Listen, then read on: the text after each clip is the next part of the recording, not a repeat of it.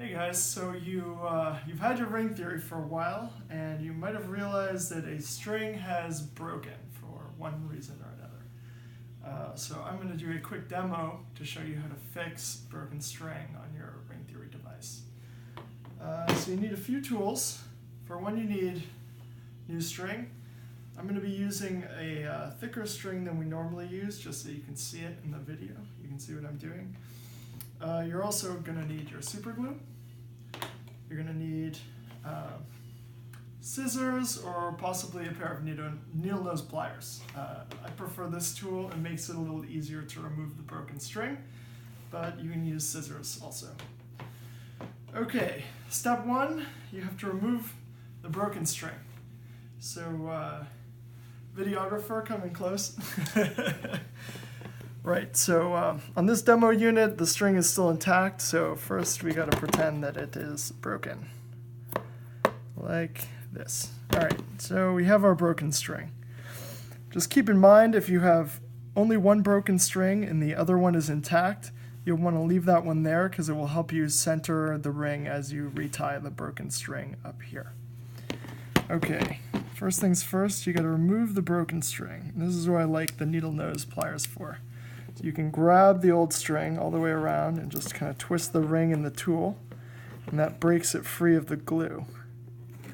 Once broken free of the glue, I just kind of pick at it with the needle nose pliers until it pops off. Sometimes it's easier than others. Alright, so we got one off, so that's on one end. And you'll notice there's a I don't know if you can see in the video, but you'll see a spot where there's some residual glue. That can help you when you retie the next string. So now I'm going to come over here and remove the other string. This one I might be able to just pull off with my hand, because we have a nice big string. Okay, there's one. And it's a little tough, so I need to use those pliers. Again, you just kind of grab it gently with the pliers, twist and break it free, and then you can also pick at it to get that string loose and off. I think it's a little bit knotted.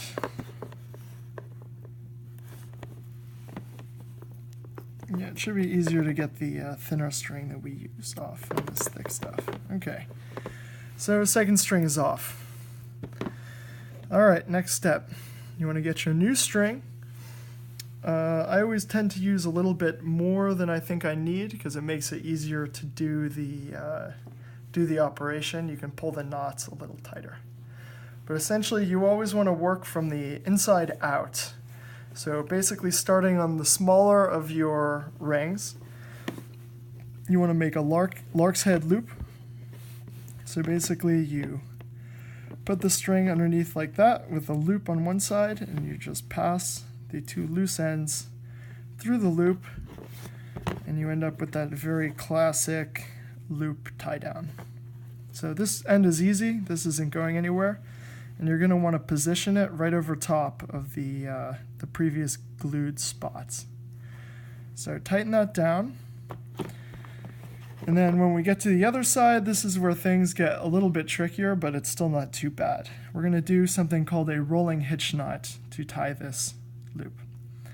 So essentially what you want to do is draw the string with two parallel strings together. Draw it and draw it to one side. So from my perspective, I've gone to the left. It looks like the right on the screen. And essentially, you just want to pass it over and pass it to one side. Once it's on one side, you want to come back around and essentially close a loop around this ring. So I've just passed over the top and under the bottom and then come back up around. Next step, you want to cross over the top like this of the previous side. So if you passed out to the left, you want to cross over to your right, or vice versa. Once you've done that crossover, on the same side you crossed over, you want to pass the string around the back of that ring. So essentially we came across the top, around the back, then you cross over the top, and then you come around the back again. And essentially you get this little X-like configuration. Keeping that crossover loose, you want to take the string you passed around and put it through that hole. So in the end you get an X-like shape where you've crossed over and you've come back through the loop you created with the crossover. Now what do we do from here? I really like this knot because it makes it very easy to tie down. So essentially what you want to do next is push the inner and outer rings together like this, squeeze it tight. That will help you put tension on this new knot. And essentially once these are squeezed together, you've got all the slack out, you can kind of pull this knot back and forth until it fully tensions between the two rings. If you're dealing with a larger ring size, you can even deform the rings a little bit, they'll bend, and that will help you get even more tension on there once you've strung it. Once that knot's tied down, just double check that everything's centered, your rings are concentric.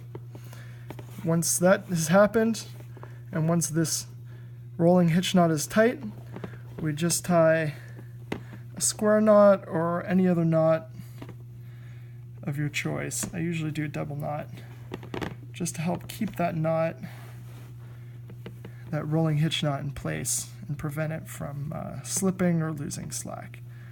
So here I've just tied 2 knots down onto that original rolling hitch knot.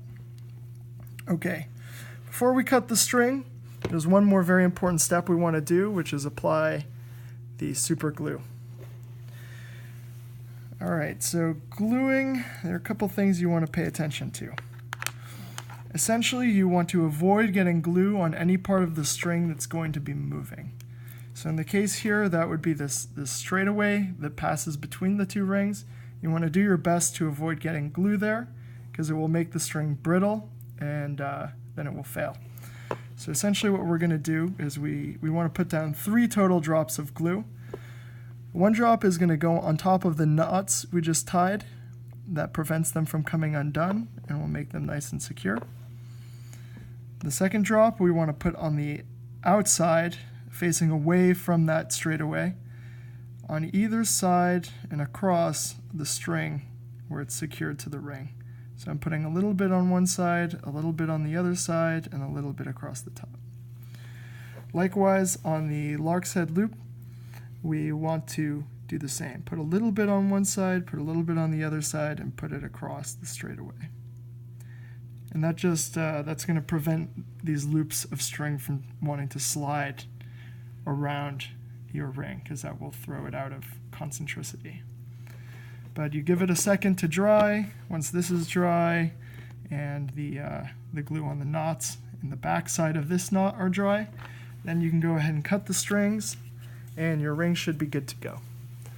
Thanks guys, I hope that was informative, and it really only takes a minute to fix these strings. It's not too bad.